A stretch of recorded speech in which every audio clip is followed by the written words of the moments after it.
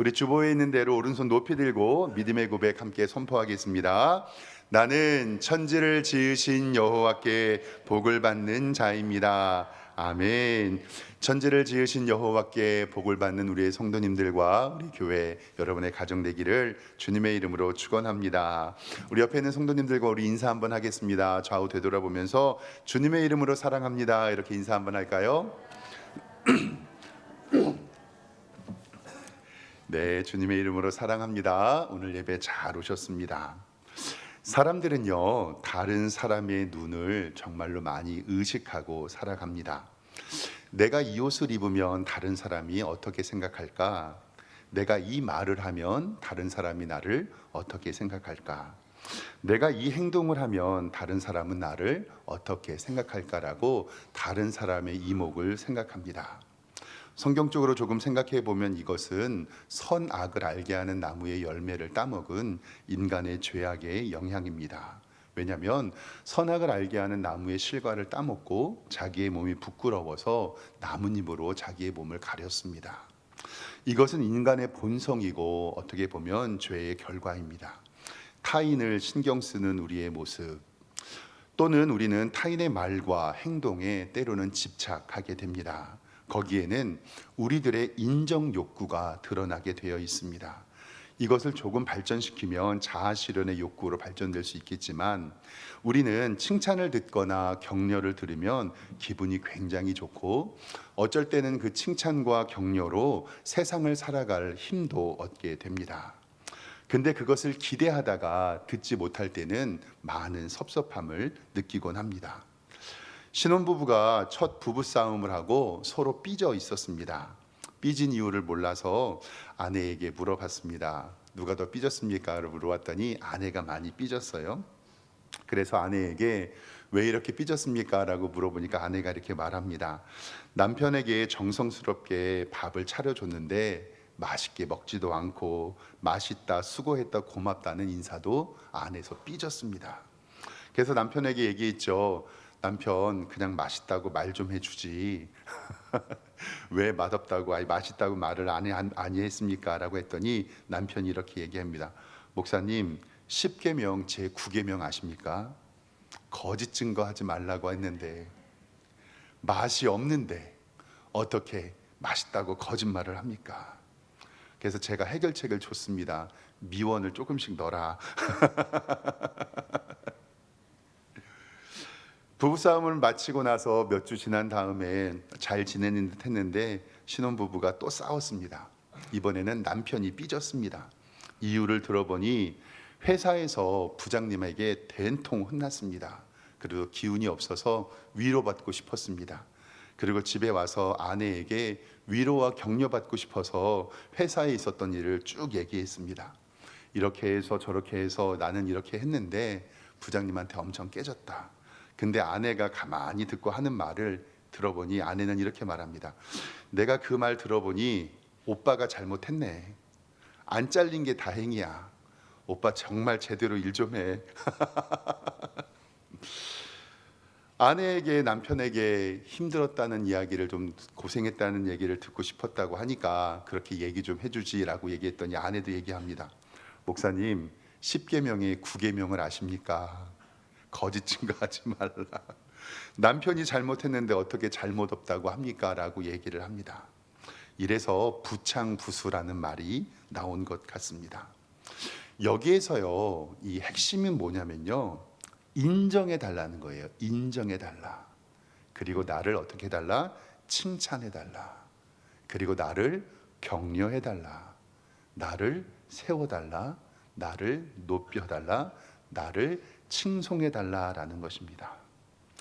가정에서, 직장에서, 학교에서, 교회에서 우리들의 인정의 욕구는 참 대단합니다. 근데 여기서 정말 중요하게 알아야 할 것은 여기 안에 숨어 있는 인간의 죄성을 오늘 좀 이야기해 보려고 합니다. 높아지려는 마음, 명성을 얻으려는 마음, 공치사를 받으려고 하는 마음, 만약에 이것을 누가 안 해준다고 해서 안 삐지거나 화가 안 나면 상관이 없는데 우리는 그것 때문에 섭섭해 한다라는 사실입니다. 내가 그리 열심히 했는데 엄마 아빠는 나를 칭찬도 안 해주시고, 내가 그렇게 열심히 봉사를 했는데 우리 목사님은 내게 격려도 안 해주시고, 내가 그렇게 열심히 일을 했는데 우리 사장님은 내게 승진도 안 시켜주시고, 내가 그리 열심히 공부했는데 우리 선생님은 나에게 상도 주지 않으시고. 바로 이것은 우리가 인정받지 못한 죄성의 결과입니다. 에덴 동산에서요, 아담과 하와가 하나님과 동행하며 살고 있었습니다. 하나님께서는요, 창조물과 창조주와 피조물 사이의 경계를 알려주시기 위해서 동산 중앙에 선악을 알게 하는 나무의 실과를 보여주시면서 다른 것은 다 너희들이 해도 되는데 이것만 따먹지 말라라고 명령해 주셨습니다. 그리고 너희가 이것을 따먹는 날에는 정령 죽으리라. 이 정령 죽으리라는 것은 수명의 단축도 있지만 하나님과의 관계에서 단절됨을 이야기합니다. 근데 어느 날 이 사탄이 뱀으로 가장해서 이 사람들을 유혹하러 옵니다. 야, 하와야, 하나님이 선악과 따먹지 말라대? 너 먹어도 괜찮아. 안 돼, 하나님이 먹지 말라 그랬어. 근데 너 그거 먹으면 누구처럼 된다? 하나님처럼 된다. 너 그 선악을 알게 하는 나무의 열매 따먹으면 너가 하나님처럼 될까 봐서 하나님이 못 먹게 하는 거야. 하나님같이 된다라는 의미가 뭔지 아십니까? 하나님은 우리의 경배와 찬양의 대상이에요. 너가 하나님처럼 된다라는 것은 내가 어떤 대상이 되는 거예요? 경배와 찬양과 높임의 대상이 된다는 거죠.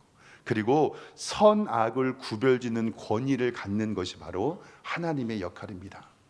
이전에는요, 하와가 선악을 알게 하는 나무의 실과를 봐도 따 먹고 싶거나 건들고 싶거나 그것을 가져가는 마음이 있었을까요? 없었을까요? 없었습니다.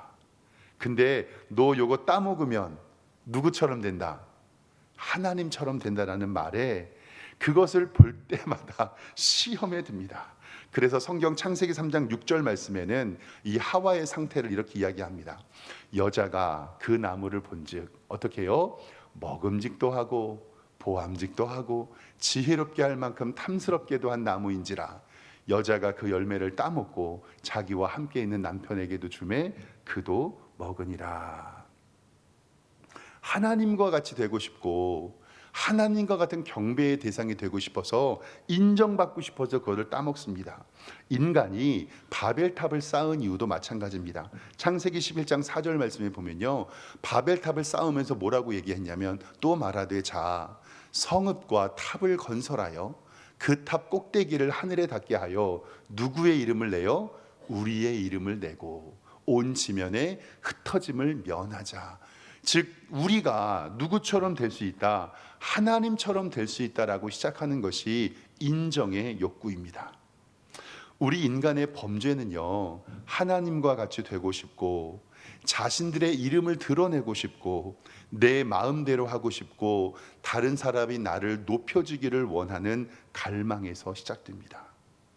우리도 인간 세상 살아보면서 마음속에 시험 들고 삐지는 이유 중에 하나가 내 마음 하나 알아주지 못하고 점점점입니다. 우리 사장님이 내 마음 못 알아주는 것 같고 내 남편이 내 마음 몰라주는 것 같고 내 아내가 내 마음 몰라주는 것 같고 우리 엄마 아빠가 내 마음 몰라주는 것 같고, 이 마음 몰라주는 것이 굉장히 중요합니다. 예수님께서 산에 오르셔서 제자들을 따로 부르신 다음에 산상수훈을 알려주십니다. 상산수훈에서는 구제와 기도와 금식에 관하여 말씀하고 계시는데 이 세 가지의 핵심을 성경에서는 뭐라고 하냐면 사람에게 보이려고 하는 자들과 하나님께 보이려고 하는 자들이 있다라고 성경은 분명하게 이야기하고 있습니다. 우리가 구제하고 기도하고 금식하는 이유가 누구의 칭찬을 받기 위함이냐, 누구의 영광을 위함이냐, 누구의 명성을 위함이냐, 본질적인 질문이 성경에 기록이 되어 있습니다. 즉 우리의 구제와 우리의 기도와 우리의 금식할 때의 기본 자세가 하나님을 기쁘시게 하려고 하는 것이냐, 사람을 기쁘시게 하려고 하는 것이냐라는 문제입니다. 오늘 말씀 성경 보겠습니다. 6장 1절에 이렇게 기록되어 있습니다. 사람에게 보이려고 그의 앞에서 너의 의를 행하지 않도록 주의하라. 그리하지 아니하면 하늘에 계신 너희 아버지께 상을 받지 못하느니라. 성경은 분명하게 의를 행할 때 하나님께 보이려는 사람이 있고 사람에게 보이려는 사람이 있다라고 성경은 분명하게 이야기합니다. 그런데 그 의를 행할 때의 행동이 하나님께 상을 받는 행동이 있지만 하나님께 상을 받지 못하는 행동도 있다고 성경은 이것에 정확하게 말씀을 합니다. 6장 2절 말씀 성경을 계속 보면 그러므로 구제할 때에 외식하는 자가 사람에게 영광을 받으려고 회당과 거리에서 하는 것 같이 너희 앞에 나팔을 불지 말아라. 즉 구제할 때에 무엇을 부는 자들이 있어요? 나팔을 부는 자들이 있습니다. 나팔. 진실로 너희에게 이르노니 그들은 자기의 상을 이미 받았느니라. 구제뿐만이 아니라 하나님의 교회의 봉사와 헌신의 사역이 이것이 굉장히 중요합니다. 저는 개인적으로서 우리 석샘교회 담임 목사로 우리 성도님들에게 정말 감사한 것이 있습니다. 우리 교회 성도님들은요, 나팔 부는 성도가 하나도 없으십니다. 이름도 없이 빛도 없이 하나님의 교회를 묵묵히 섬겨주시고 티 안 내려고 하시면서 숨어서 일하시는 여러분들이 저는 정말로 자랑스럽습니다. 가끔씩 우리 교회 목사님들이 방문해 주셔서 교제 나누고 함께 이야기하고 기도할 때가 있습니다. 그러면 꼭 본당에 올라와서 함께 기도하거든요. 목사님들이 항상 저에게 말씀하시는 것, 우리 교회가 우리끼리 솔직히 말해서 성도보다 규모가 조금 크잖아요. 그러니까 교회 관리가 어려울 텐데 저한테 늘 얘기하세요.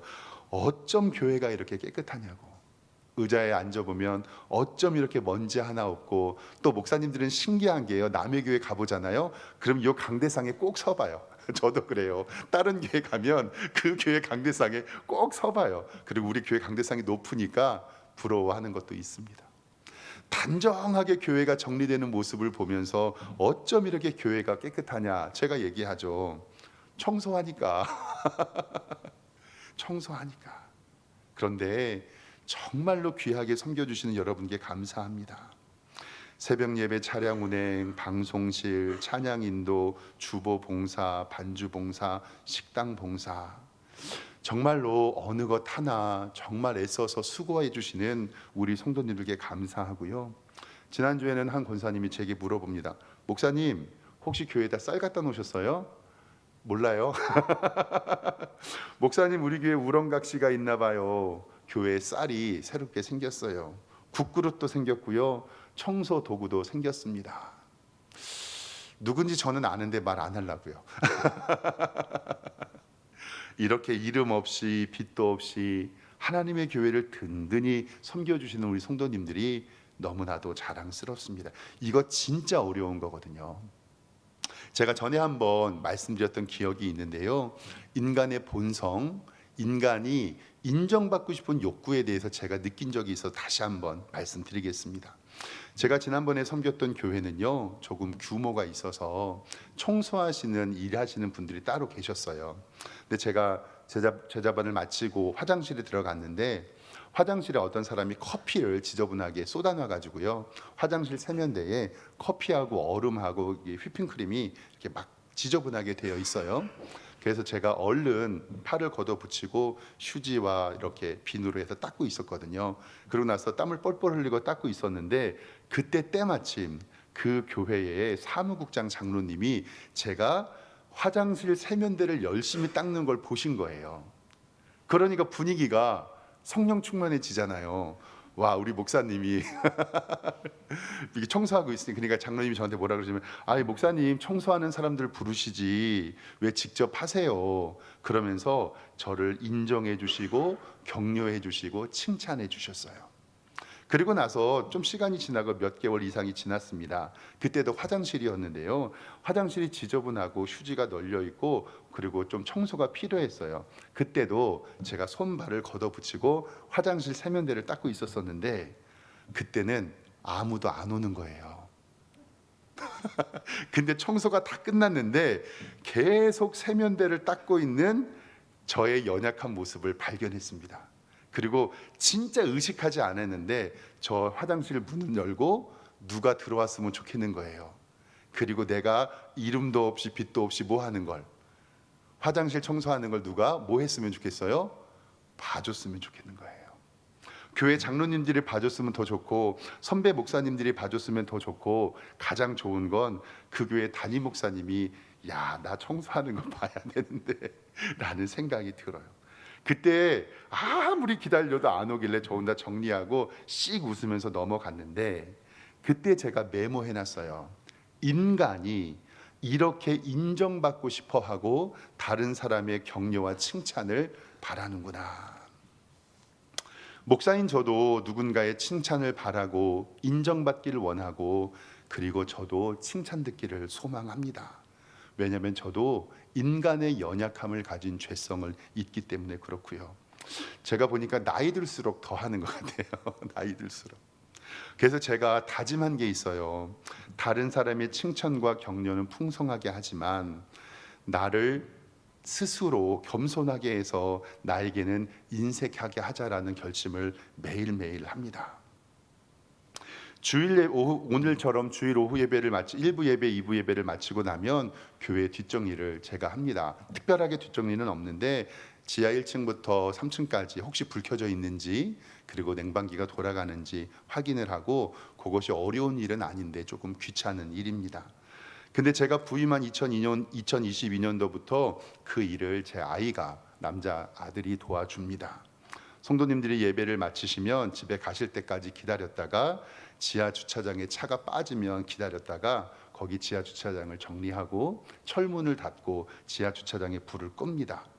가끔씩 성경 공부와 상담이 있어서 차를 못 뺄 때는요, 혼자 끝날 때까지 기다려요. 그래서 지하 주차장에 차를 빨리 빼주셔야 됩니다. 그러면서 아이가 지켜주는데 혼자 2년 넘게 그 일을 감당해줘서 너무 감사해요. 저는 이제 아이가 그 일을 도와주니까 그 시간에 주일날 마치고 나서 뭐 하냐면 그 주일 결석자들을 전화 신방하고 다음 날 새벽 설교 준비합니다. 제가 사무실이 1층에 있는데 1층에 사무실에 있으면 남자 화장실에서 이렇게 좀 비린내 같은 냄새가 계속 났었어요. 그래서 1층 제 방에 있으면 그 냄새가 굉장히 불쾌했거든요. 늘 우리 성도님들이 청소해 주시는데 왜 이렇게 냄새가 날까? 그래서 제가 인터넷과 그리고 이제 그 만든 회사에 여기저기 알아봤더니 그 남자 소변기의 구조적인 결함을 발견했습니다. 거기 안에 지저분한 물이 모여 있어서 유일한 해결 방법은 뭐냐면 거기에 물을 계속 뿌리는 거거든요. 그래서 거기를 청소를 하고 늘 호스로 물을 뿌려요. 그래서 주일날 저녁에는 제가 남자 소변기를 청소를 하는데, 어느 날 제 아이가 지하를 정리하고 와서 화장실에서 물 청소하고 있는 저를 발견했습니다. 근데 제 아이가 저를 보고 하는 말이, 아빠 왜 이러시는 거예요? 그러니까 담임 목사가 화장실 청소하는 모습에 보고서 약간의 감동과 우리 아빠가 왜 그러지? 라는 의아함. 그러면서 제 아이가 뭐라고 이야기하냐면, 아빠 청소 제가 할게요. 그리고 이제 아빠 설교 준비하세요. 이렇게 얘기를 해주셨어요. 담임 목사로서 그리고 한 아이의 아버지로서 참 고마웠어요. 왜냐하면 이름도 없이 빛도 없이 자기의 일을 감당하고 아버지의 일을 돕고 교회를 섬기는 모습에, 그리고 아들이 아버지가 인정하는 것 같았고, 그리고 저도 아들의 모습을 보면서 감사했습니다. 그리고 제 아이를 보면서 이름도 없이 빛도 없이 이렇게 섬겨주는 모습에 참 감사하고 기도가 저절로 나오게 됩니다. 사랑하는 성도 여러분, 저는 제 아이의 일만 아니까 얘기한 거고, 우리 교회에도 장로님, 권사님, 안수집사님, 집사님들 정말로 이름도 없이 빛도 없이 섬겨주시기 때문에 우리 교회가 이렇게 든든히 서가는 줄 저는 믿습니다. 그래서 성경은 이 구제는 교회의 모든 사역을 다 이야기하는 거거든요. 대원칙을 이렇게 이야기합니다. 오늘 말씀 3절에 보면 정확히 말씀하는데요, 이렇게 기록되어 있어요. 너는 구제할 때에 오른손이 하는 일을 왼손이 모르게 하고 내 구제함을 은밀하게 하라. 은밀한 중에 보시는 너희 아버지께서 갚으시리라 라고 말씀합니다. 어떻게 오른손이 하는 일을 왼손이 모를 수가 있습니까? 한 지체 안에서 일어나는 일인데요. 이 말씀은 어떤 뜻이냐면 구제와 봉사와 헌신과 교회 사역은 의도적으로 그리고 의지적으로 숨겨라라는 성경의 진리의 말씀입니다. 다른 사람이 알아주지 않아도 섭섭해하지 말고 다른 사람의 칭찬과 격려를 바라보지도 말고 오직 은밀하게 보시는 하나님께만 그 일을 감당하라는 하나님의 말씀입니다. 내가 그리 충성하고 애쓰고 노력하는 사람은 하나님을 기쁘시게 하는 것이지 사람을 기쁘게 하는 것이 아님은 성경은 우리에게 말씀합니다. 그래서 사도 바울은 갈라디아서 1장 10절의 말씀에 이렇게 이야기합니다. 이제 내가 사람들을 좋게 하랴 하나님께 좋게 하랴 사람들에게 기쁨을 구하랴 내가 지금까지 사람들의 기쁨을 구하였다면 그리스도의 종이 아니니라. 아멘. 나는 그리스도의 종이기 때문에 사람의 기쁨을 구하는 것이 아니라 사람의 칭찬과 사람의 공치사와 사람의 의견과 사람의 인정을 구하는 것이 아니라 하나님만을 기쁘시게 하는 성도가 되겠다라는 사도 바울의 다짐인 것입니다. 근데 사랑하는 성도 여러분, 하나님께 칭찬받는 성도는 사람에게 칭찬받는 것을 꼭 기억하시길 바랍니다. 하나님을 기쁘게 하시는 성도가 하나님의 교회에 많이 있을 때 하나님의 교회는 든든해집니다.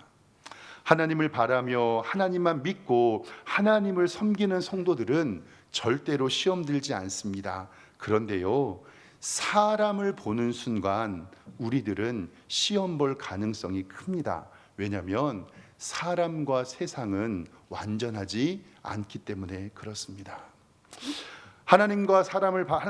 하나님을 바라보며 헌신하는 성도에게는 하나님의 보상과 축복이 임하는데 오늘 4절 말씀에 저는 이 말씀이 참 좋아요. 성경에 이렇게 기록되어 있습니다. 내 구제함을 은밀하게 하라. 은밀한 중에 보시는 너희 아버지께서 갚으시리라. 이 갚는다라는 표현이 굉장히 중요한데요. 이것은 빚을 진다라는 의미잖아요. 이것은 어떤 의미냐면 우리가 구제와 봉사와 헌신을 하면 하나님께서 우리에게 갚으시는데 원래 이 봉사와 구제와 헌신의 일은 내 일이 아니라 하나님의 일입니다. 고아와 과부와 가난한 사람을 돌보는 일은 원래는 하나님의 일이라고 성경은 이야기해요. 우리 신명기 10장 17절 말씀을 좀 보겠습니다. 너희 하나님 여호와는 신 가운데 신이며 주 가운데 주시고 크고 능하시며 두려운 하나님이시라. 외모로 보지 아니하시고 뇌물을 받지 아니시고, 그다음 보세요. 고아와 과부를 위하여 정의를 행하시며 나그네를 위하여 사랑하며 그에게 무엇을 주십니까? 떡과 옷을 주시나니. 하나님이 이렇게 주신다는 거예요. 그 다음 시편 68편 10절 말씀에도 주의 회중을 그 가운데 살게 하셨나이다. 하나님이여 주께서 가난한 자들을 위하여 주의 은택을 준비하셨나이다. 아멘. 즉 원래 가난과 선교와 구제는 하나님의 일인데 그 하나님의 일을 누가 맡게 되는 거예요? 우리가 맡게 되는. 그러니까 하나님께서 우리에게 하나님의 일을 너희들이 하니 내가 너희에게 갚아 주시겠다라고 말씀한다는 사실입니다. 그래서 저는 부족하지만 우리 성도님들이 주의 일 감당할 때 하나님, 우리 성도님들이 주의 일 감당합니다. 그들의 가정과 기업과 자녀들의 일을 하나님께서 은혜로 채워 주시옵소서라고 기도하게 되는 것입니다. 고린도후서 9장 8절과 9절 말씀에도 이렇게 기록하고 있습니다. 하나님이 능히 모든 은혜를 너희에게 넘치게 하시나니 이는 너희로 모든 일에 항상 모든 것이 넉넉하여 모든 착한 일을 넘치게 하려 하심이라. 기록된 바 그가 흩어 가난한 자들에게 주었으니 그의 의가 영원토록 있느니라 함과 같으니라. 모든 일에 넉넉하여 착한 일에 넘치게 하여 주신다고 이야기하는 것은 하나님께서 여러분들을 그렇게 사용하시고 더욱 크게 채워주신다라는 말씀입니다.